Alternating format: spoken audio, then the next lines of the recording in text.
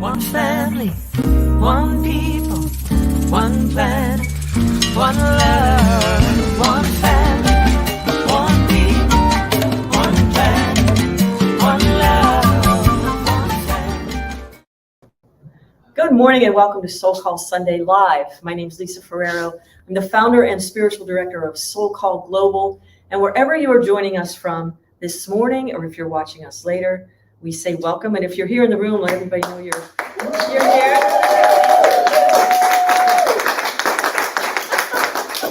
It's such a great experience to be together in community live. So if you are in the Columbus, Ohio area, or just passing through on a Sunday, join us. We start at 10 o'clock Eastern time. I think are we the westernmost city in the Eastern time zone? Think about that. We'll get back to you on that. If you are aware of this, write in info@soulcallglobal.org. And we're east of the sun and west of the moon, for sure, on planet Earth. But if you're alive and in person driving through, stop in and join us. There's always wonderful people to meet in person and delicious things to eat and coffee. So I like that kind of stuff. It's all about the food. I've said that several times. So this week, we're going to wrap up the theme for the month of June, which is courage. And I'll tell you what, I don't know about you, but given some of the events occurring in the United States of America as in relationship to a global situation for humanity and the Mother Earth we live on, I am happy that our theme for the month of June is courage, because it's going to require this inner knowing. That's what we're going to talk about. Where do we draw this courage from? How do we pull it forth? So I know many of us in our individual slices, the microcosm of the macrocosm, we're all being called to a different form of courage for our own journey on planet Earth. And then as it relates to the whole. So how do we keep the lights on? How do you keep the music playing? Like, how do you hear the music of the spheres when all it seems like we're seeing is dissonance? And how does that serve us in relationship to growth? So we're going to explore that today. But first, before we get into the mind space of it, we're going to practice something that we incorporate here often, a practice of traditional Chinese medicine called Qigong. And today we're going to start incorporating, moving from Qigong to a moment of deep silent meditation, because it is in relationship and co-creation and co-participation with all this energy that is around us and deep within us at once. It's not in relationship like Einstein said. It's not a cause and effect thing. It's a now situation. So we're going to participate so we can feel that energy. Then we're going to direct all of our attention inward, meditate for a minute so that we can draw from a brand new day, a brand new consciousness that's expanded in some way, so that old ideas can float away and we can participate more fully with the one idea of the cosmic intelligence, which is truth, capital T truth, through the force field of love. So it's not magical, mystical, but it'll feel that way as miracles start to happen in your life and in relationship to self and other when we participate more fully in conscious awakening. So this emergence of courage, always tuning in. Courage, again, originates in the French word for with heart, with a wide open heart. If I had a pointer, that would be it. That's the key. That's the goal.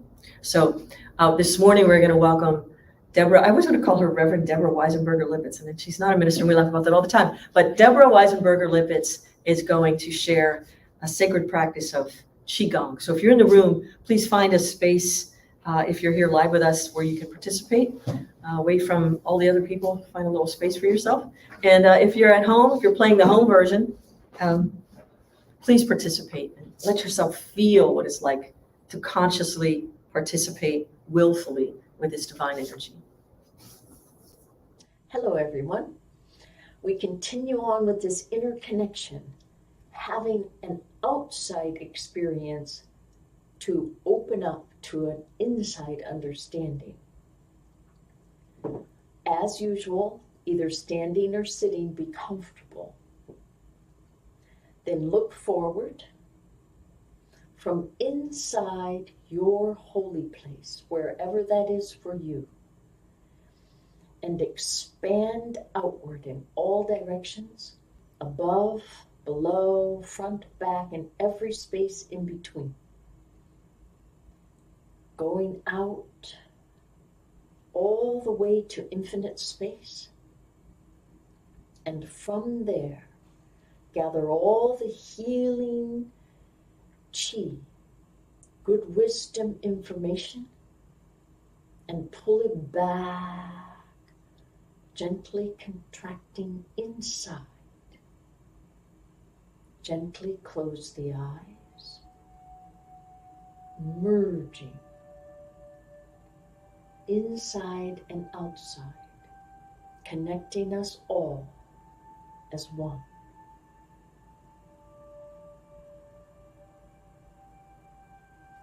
Now allow the hands to gently move upward in front of the body, palms facing inward, close to the body, moving the chi inside. Hands in front of the throat as the chi moves all the way up to the top of the head. The throat now opens, so from tip to toe, we become a channel of light, chi, inside. Interlace the fingers, then turn the palms outward and extend the arms and palms forward as straight as you can.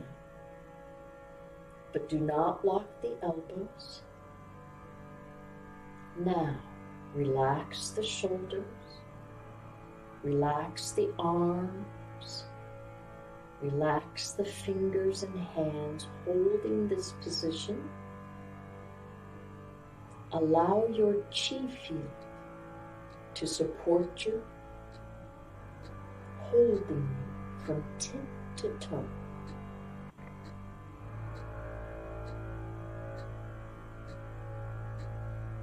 Relax. Only you can allow the chi field to hold you. Trust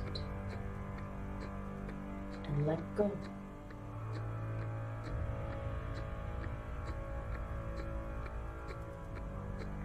Relax. Now deeper breathing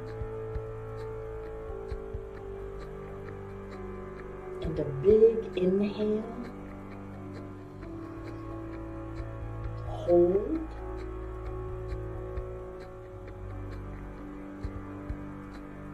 And release.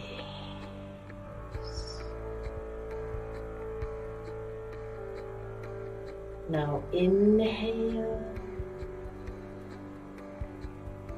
Hold.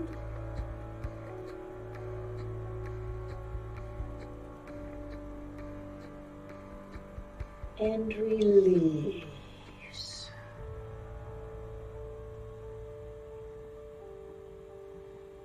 Now inhale. Hold. And release. Now slowly allow the hands to move back down very slowly, then open the fingers, placing the center of each palm on top of the navel. Then relax the hands to both sides. Gently open the eyes, smiling from the inside out, and give thanks.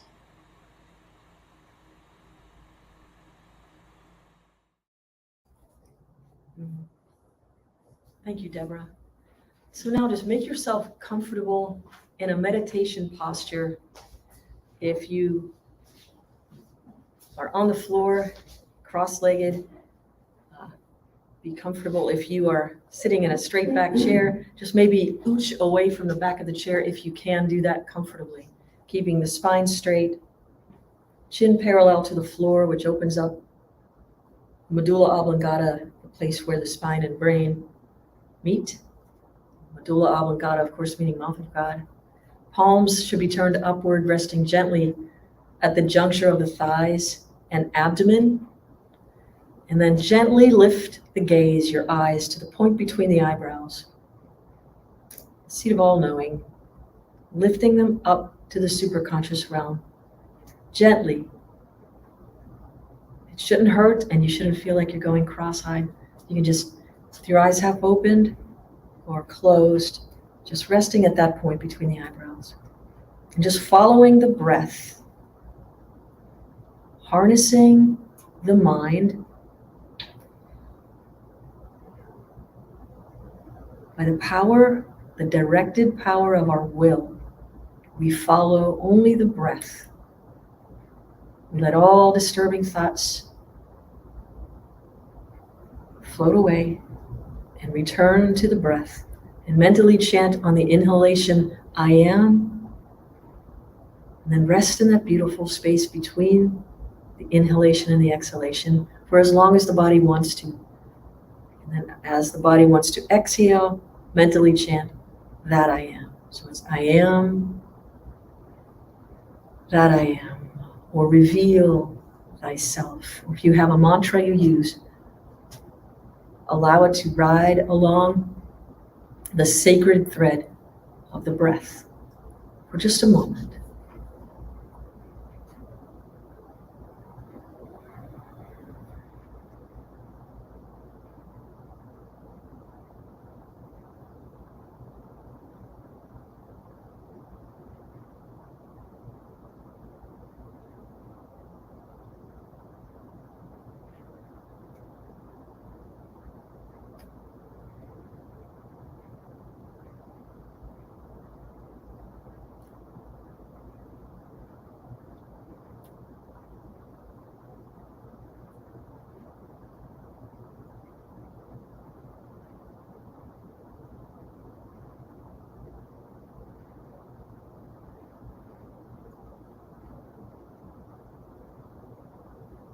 O infinite divine beloved, open wide the bud of our devotion, which alone leads to thy blessed presence.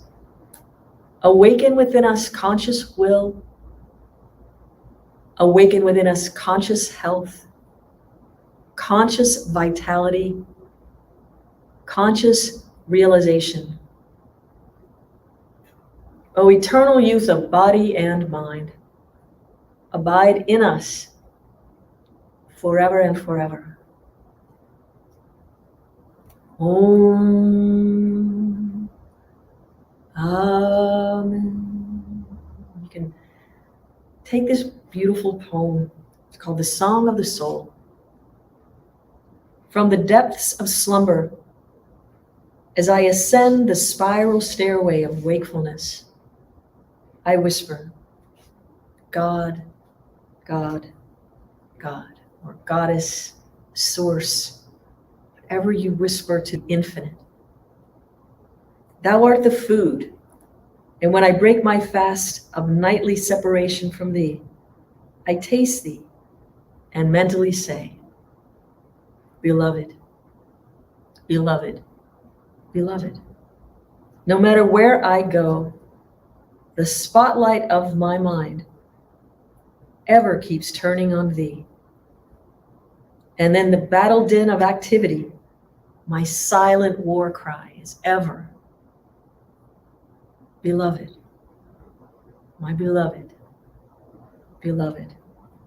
When boisterous storms of trials shriek and worries howl at me, I drown their noises, loudly chanting, beloved, beloved, beloved. When my mind weaves dreams with threads of memories, on that magic cloth I do emboss, beloved, beloved, beloved. Every night, in time of deepest sleep, my peace dreams call, joy, joy, joy. And my joy comes singing evermore, beloved, beloved, beloved. In waking, eating, working, dreaming, sleeping, serving, meditating, chanting, divinely loving, my soul constantly hums, unheard by any, beloved, beloved, beloved.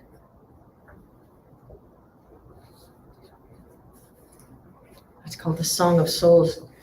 It's written by Paramahansa Yogananda, whom you know I love. But what if we can train our minds to tune in always when there's chaos happening? Like right now we're experiencing, some of us in our individual lives and some of us just with what's happening. It seems like it's outside of our individual lives, but it's not really, is it? Because it affects the way things happen, the way other people experience life. It might be the reason somebody's impatient in a grocery line or in an aisle. Some people, this is a terrorizing time for people. So if we can make sure our compass, our inner compass, can always search, if we can make, our reaction be to go within. When this comes in, just listen for that voice, whatever you call the infinite, beloved, God, goddess, source, divine. Listen for that. You're not going to hear it outside. You will, but it's mostly inside. And bring that forth to the situation. Easier said than done. That's why it's a spiritual practice. And this is what we're talking about today is courage. So I want to remind everyone where we started the first week of June. And I'm going to go back to some definitions we were using throughout the month of courage. Courage is also called bravery or valor. This is from Merriam-Webster, my favorite person on the planet. So courage is the choice and willingness to confront agony, pain, danger, uncertainty, or intimidation. Valor is courage or bravery, especially in battle. So take a moment to recall throughout the month of June, or just throughout the past week or the last 24 hours, where you were summoned willingly to participate with some level of courage. Maybe it was confrontation of your own inner thoughts about a thing. Maybe you're confronting something on that spiritual, mental level, or just something that requires you, if you're watching any of the January 6th, I find it fascinating, and it's such an education as to how this country's laws actually work, what is in place. I respect the people who serve this country. I'm looking at one of them right here that I know of for sure, because it's a country of laws. It's not a country of individual ideas. It's how we follow the letter of the law. They swear to the letter of the law. So spiritual people, we swear to the letter of cosmic law, which supersedes all of it, but it calls on us to be morally courageous. And with regard to that, I'm just saying, looking at the example of some of the people who are standing up to some incredible intimidation. Wow. I respect that level of mental, moral fortitude to stand up to intimidation, just to bring forth, is it the truth? I don't know, but just to bring forth something, an idea that we need to take a look at, right? But where does it come up in your life? When did you have to be the one to say, hey, you know what? This doesn't work for me. I don't like what I see here. I can think of several times in my life with friends who've been in situations at work where they knew somebody actually saw somebody taking something rather large. How do they bring this to someone else's attention without fear of losing their own job? Do I say something? Do I not say something? How do we find this? So it seems complicated, then it seems easy. But is it? Yes. The answer is yes.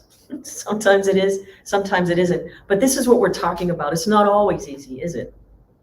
It's not always easy. We find this way to trade off. Then there's physical courage. Physical courage is bravery in the face of physical pain, hardship, or even death, or the threat of death. Again, I think of firefighters. I think of people who rush to help someone in a precarious situation where they can get hurt or kill themselves. I think of, again, the men and women who are in wars to help keep us safe at home. The courage of the people in Ukraine to stand up against an invasion for oil. I mean, come on. Wow, they're fighting for their families every single day because a commodity has become the false god. Recently, I remember watching the Fantastic Tour, if you haven't gotten to see it. The people that come through Columbus that put on, I'm going to call it The Wiz, but it's not. It's the other one, Wicked.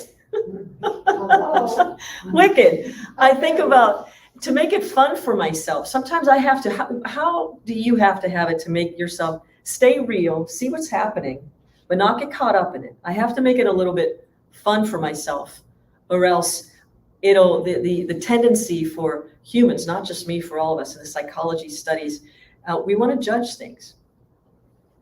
We want to put it in a category. It's part of our fight or flight. It's part of what helps us sustain life. But to not do that, I try to make things fun. So instead of it being like a false god before me, it's like, what is your false Oz right now? What is your false Oz, right? In Wicked, and in The Wizard of Oz too, you realize that Oz is this great big, all powerful, is behind the screen, just behind the screen of our thought, the delusion of this dream. We're so willing sometimes to give away all of our strength, all of our knowing, and just hand it over to something else. It's easier. They'll take care of it. And then we're all playing the same game. Those who relinquish control over their own consciousness, it's the same as the people who want to control. It's two ends of the same thing. It's our lack of courage to want to stand for something, like we were talking about last week. Stand for something, or we'll fall for anything. Stand for peace.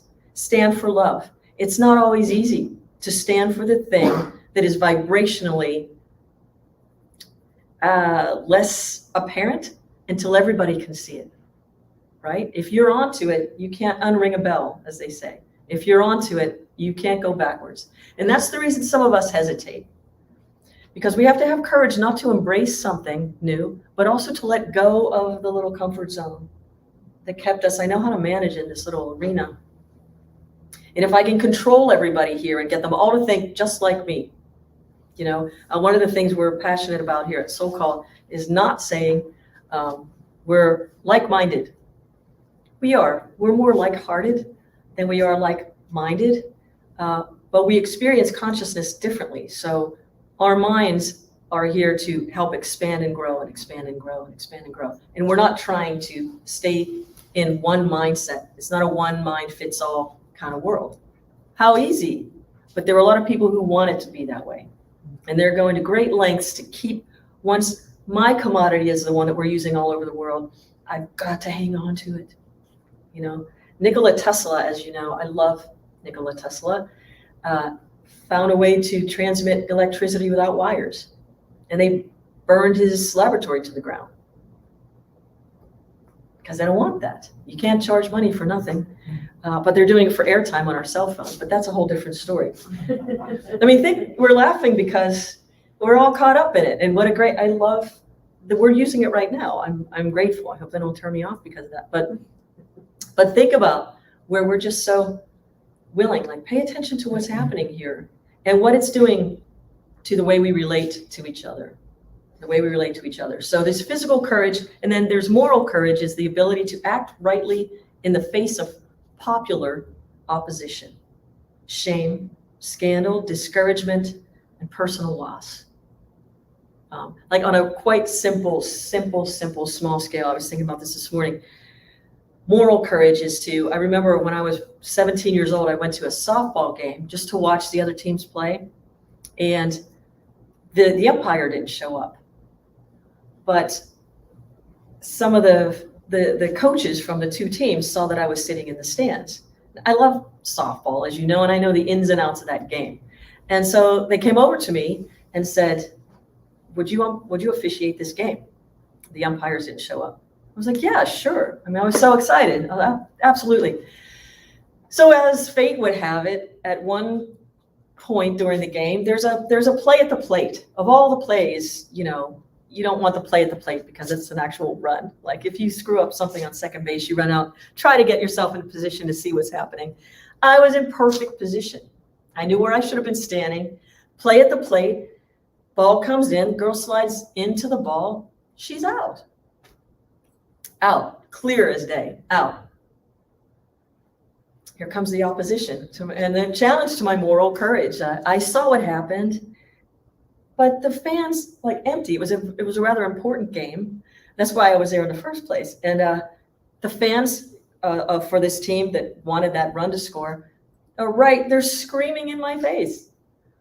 How did you miss that call? And I was just like, whoa. So I'm 17 and I was taught to respect my adults and, but I'm looking at these people who just 5 minutes ago were so thankful that I was there. So now they're not, because it looks like I just lost the game for them. I'm not on the field playing the game. I was just calling a play, one play out of the whole thing. Forever. That was my fault that they lost that game. And in just an instant, this is the interesting thing about courage. Courage to release the thing. There's the safety of these people love me and I love them. I'm known in the community as like a great softball player or a nice person, all these things. But in an instant, great softball player, lousy umpire, right? Like who knows what that is? But praise didn't make me better and blame didn't make me worse. I showed up at the field and went home as the same person with a different experience of, when it comes to it, I'll stand I will take the moral high ground every single time, no matter what I lose, because I win in the end, because I have to spend the rest of my life with myself. It was a reframe for me, and I can't tell you how many times, obviously I still think about, it's so simple. It was a stinking, township softball game. It was not for the Olympic gold medal or anything, but it was to the happiness of their children. Some people were happy, other kids were disappointed. That's life. So how do we set ourselves up for life when we get into this challenge where some things are going to go our way, some things are going to go our way, not the way we expected them to look. We're here to get different lessons at different times.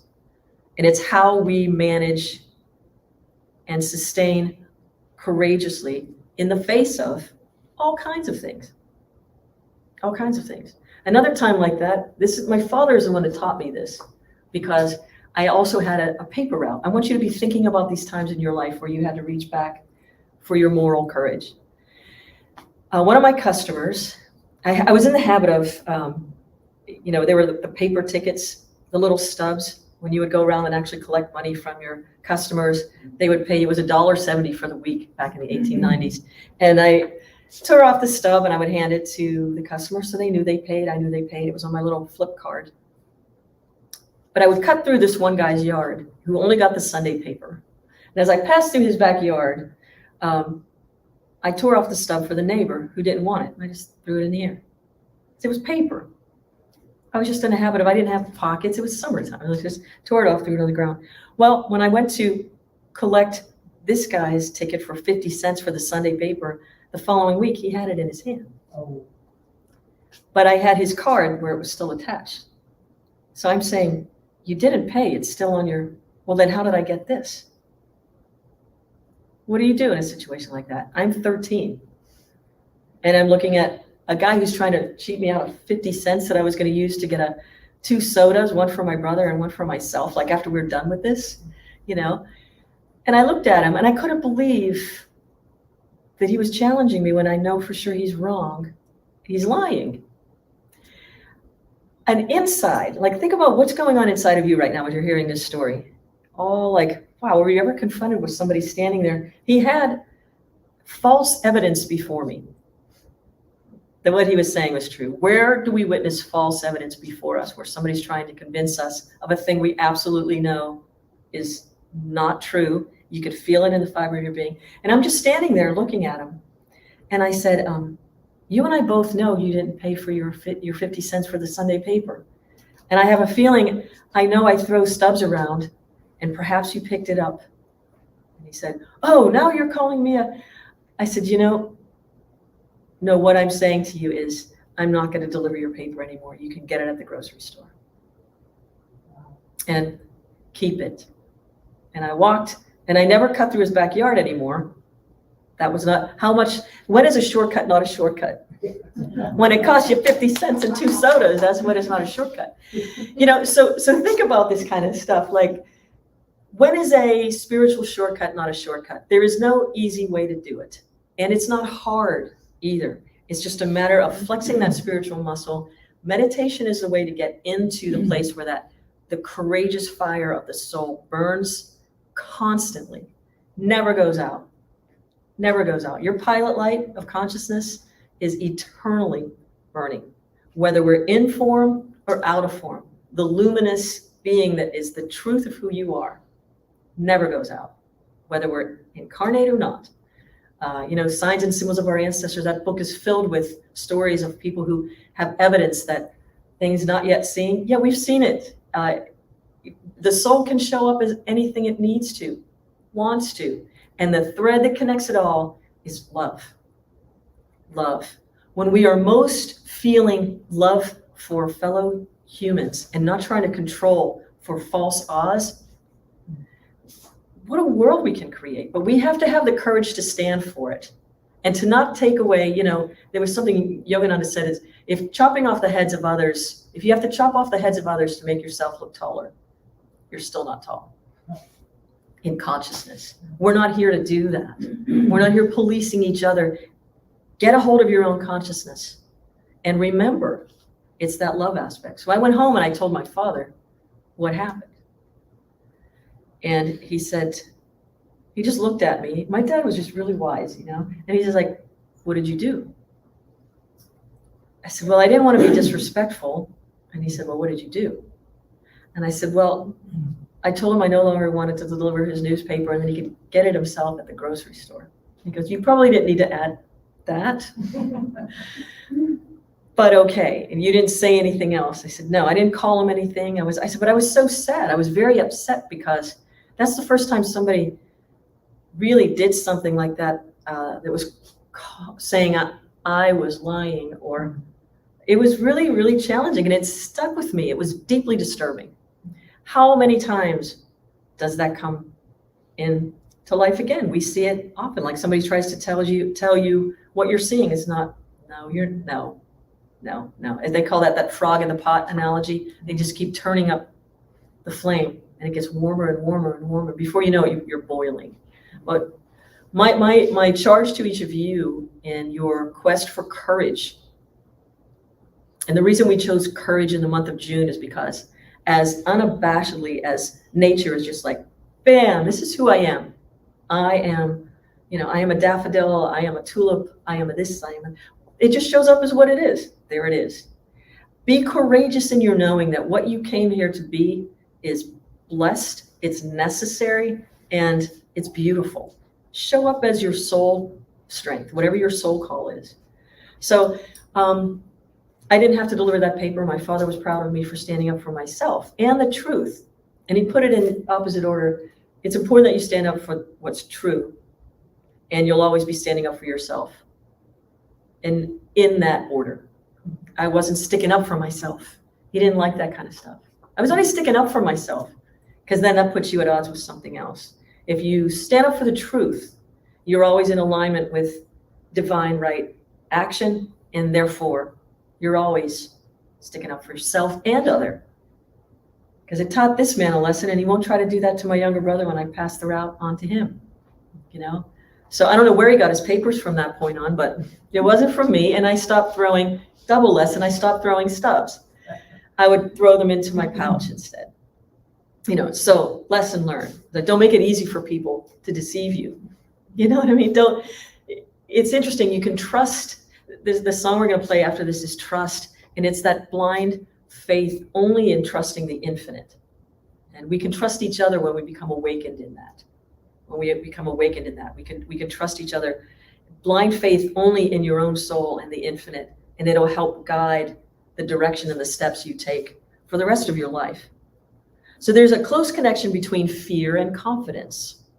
Now, there's a study of a researcher named Putnam states it like this: the ideal in courage is not just a rigid control of fear, nor is it a denial of the emotion. The ideal is to judge a situation, accept the emotion as part of human nature, and we hope use well-developed habits to confront the fear and allow reason to guide our behavior toward a worthwhile goal. You see how that goes together? So we're not trying to say, remember that song, whenever I feel afraid, I hold my head direct. Not always. Sometimes I run the other way. It's appropriate sometimes, I recently became aware that there are coyotes in the back part of my yard. I know technically people tell me they're not after humans, but I mean, you see all this. I mean, maybe they might be, but I know when I'm turning my, riding mower around from the back, I should put a little rear view mirror on it because I'm driving away like this, and if I'm driving and a stick has fallen, a branch from a tree, I pick it up and I'm driving around with one hand looking because I don't know. I think it's appropriate. With confidence, I might be able to whack this thing if it comes for me. I don't know. I don't want to experience it, but I'm just saying, you got to protect your organism. Whatever seems appropriate, I allow my reason to guide my behavior toward a worthwhile goal. I want to mow the lawn. I don't want to get shredded by a coyote. So here Putnam's referring to the appropriate level of fear and confidence in the use of courage. So fear, although it might vary from person to person, is not completely relative and is only appropriate if it matches the danger of a situation. So it can't be like debilitating fear. It's got to match the situation so that you can assess what's going on and how best to proceed. But I want to say the most important element in how best to proceed is turning within. That hum, unheard by any, that hum of the soul, that hum of the soul. That is where you find the divine strength when you can't get it from the sense of you're just not feeling it. I had a conversation with two people yesterday, interestingly, about the definition or the relationship of the dark night of the soul. And one of these is my friend who just turned 83 years old, and she studied with Ram Dass before he was Ram Dass and Timothy Leary and people like that. And we were talking about the dark night of the soul and how her experience is shifting as she moved into an 83-year-old and with a couple of situations she's challenged with. She goes, I've already been through the dark night of the soul, which we're going to describe as it's that point between worlds when you're letting go of this and there's no physical evidence that it's going to be all right. And you're not quite 100% connected yet to the soul all the way, living completely from that world of the soul and bringing it forth. Candy, it's funny, today we were talking about, I don't know how we got on the topic of alligators, but you brought up Tarzan. It's that point where you're letting go of one vine, swinging in the air before you grab the next vine. That could be the dark night of the soul. You don't know who has you. I was thinking of it this morning, and I was thinking it's like when you're an infant, tiny, helpless baby getting passed around. If you're an Italian, you got passed around a lot. Not as much as spaghetti, but almost. But it's just like going from one familiar thing. It's that point where you're getting handed off, not yet in the arms of, your grandmother, which feels amazing, right? You're going from somebody to somebody. It's like that. One loving thing you can feel physically safe with to the next thing. But the difference is you start to feel physically safe from the inside out. You start being held from the inside, and it comes forth from the outside. Therefore, you can hold all of infinity It's got the whole world in its hands, and so do you, just with love. So that dark night of the soul, if it's coming to you and challenging you in a way, just remember, if you can't see physical evidence of that safety that's so familiar, you can rest assured with 100% certainty that it is the soul that is engaging now.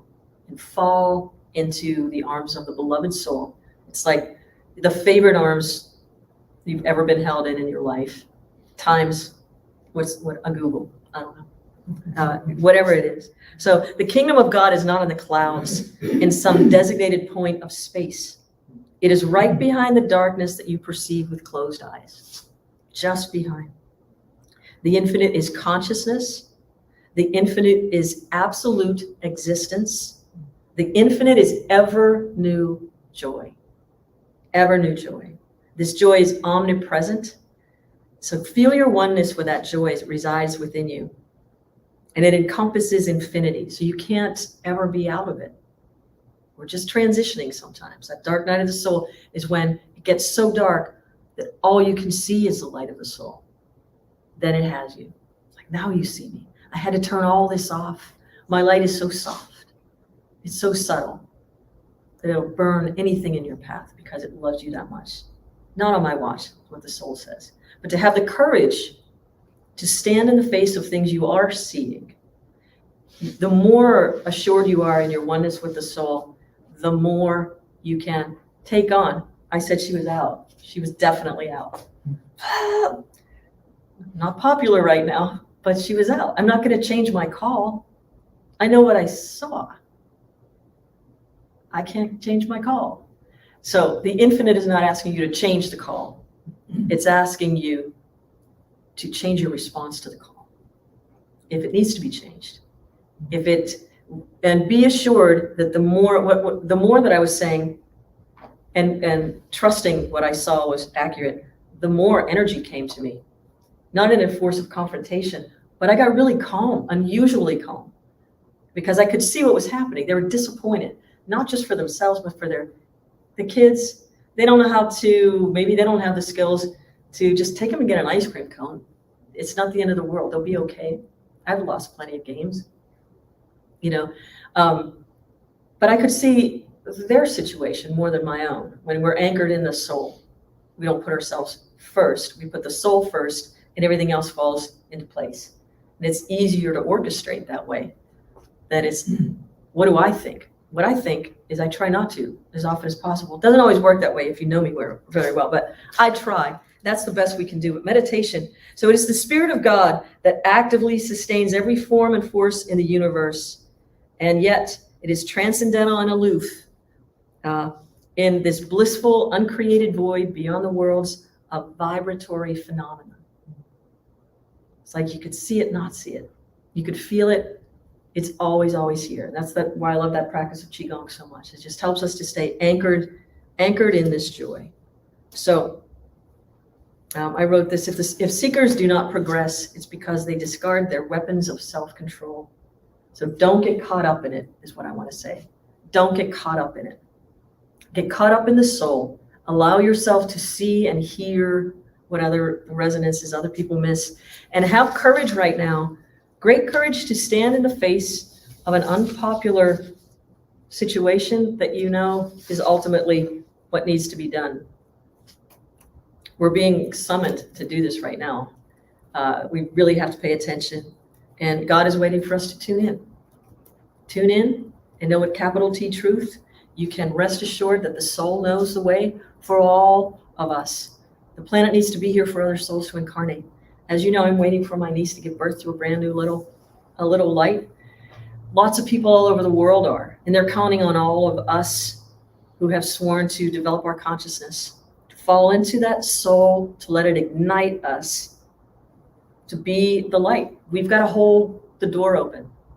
So in your way and in your slice, be that soul you came here to be. I sound like Dr. Seuss. And if you're the who's, I think you are. If you're the souls, I know you are. Let your light shine. Don't be afraid. Don't be afraid. Be, with your convictions of the soul out at the plate. Some of this stuff's going on out at the plate. game over, out of the plate. You know, make fun, have yourselves have some little game of it.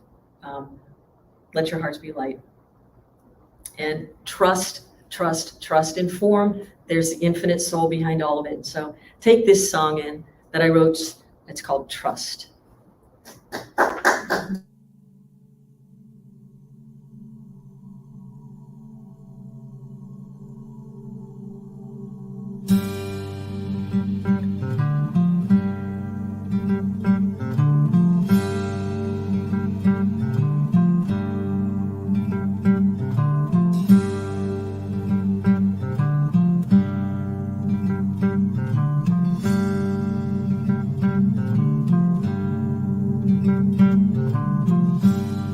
I want to trust you, inform.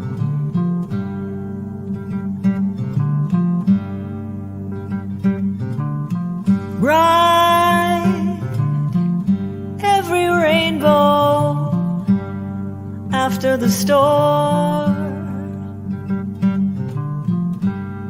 Glide through the heart and soul of life.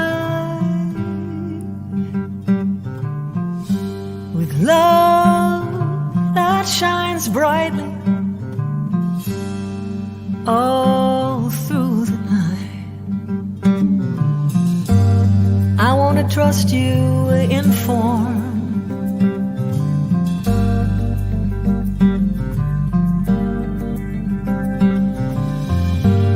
Every shape, every color, each child that's born. Dance in the openness of life. Straight,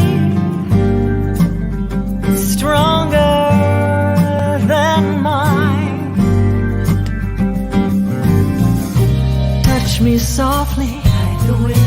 Rock me gently like the ocean. Wrap around me like the moon ever glowing. I want to trust you, inform.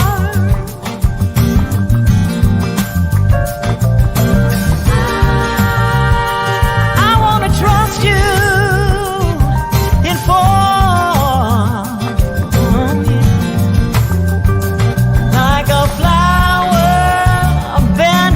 The sun, I want you to be my world. Yeah, yeah,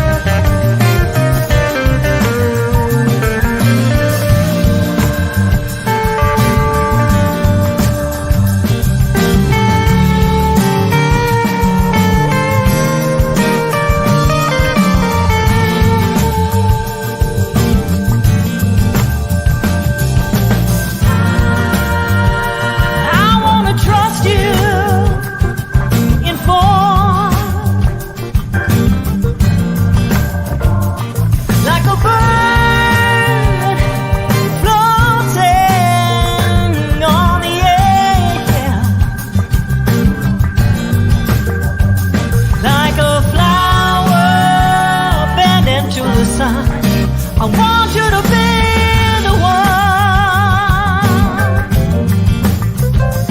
like a flower bending to the sun. I want you to be the one. I want you to be the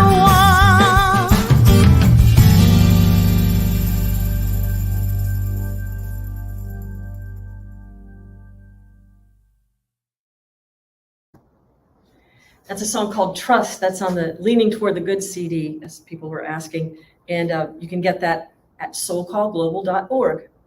And I want to thank you all for joining us this morning. Please remember, next week, July 3rd, I'm having the courage to take the Sunday off. Independence Weekend. We're all going to be independently discovering our connection to Source individually, but we will have a newsletter that goes out with a talk on it for Sunday morning for those of you who would like to have that. And so, but we will not be meeting live and in person. So next week only. After that, we will be back again on July 10th, but July 3rd, we will not be meeting live and in person in Columbus, but we will start again July 10th. So happy Independence Day. Celebrate the independence of your divine spark of soul joy wherever you are, and know that we're always connected in the force field of love. I want to also thank everybody who helps set up here in the morning. Give yourselves a hand. Some of you went out to go get the coffee. All right. And so tomorrow, I'm very excited, as we always have Monday meditations. Tomorrow evening, I'm going to be joined with Christopher Bryden for a very special, he's going to be doing more of the meditations with us. So tune in. He's a beautiful soul. 8 to 9 p.m. We've got a graphic for that somewhere, but it'll be in the newsletter.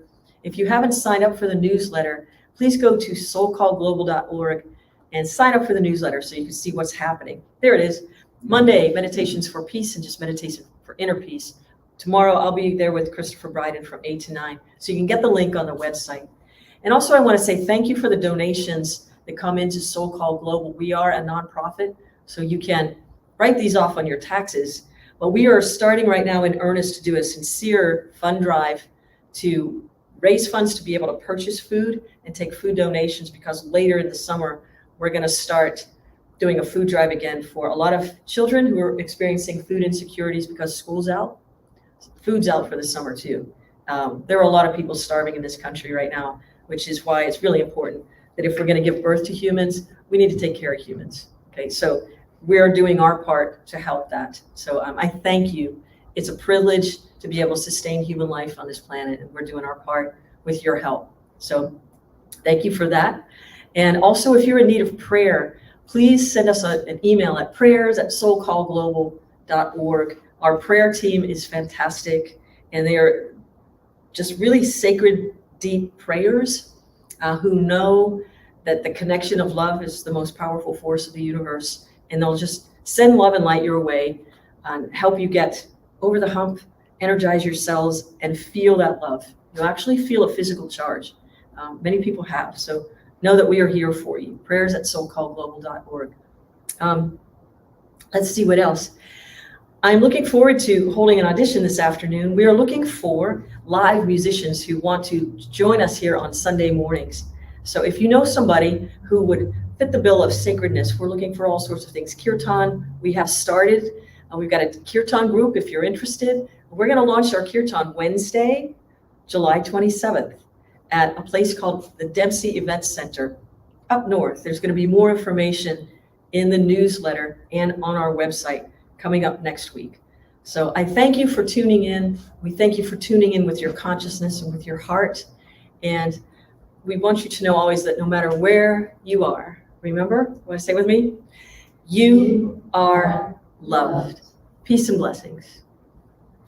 One family, one people, one planet, one love, one family.